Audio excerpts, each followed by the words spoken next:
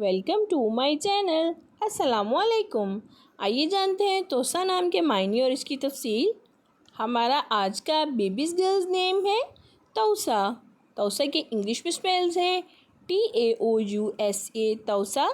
ये एक Islamic name है और लड़कियों के लिए रखा जाता है ये नाम। इस नेम के मायने हैं मोरनी तौसा।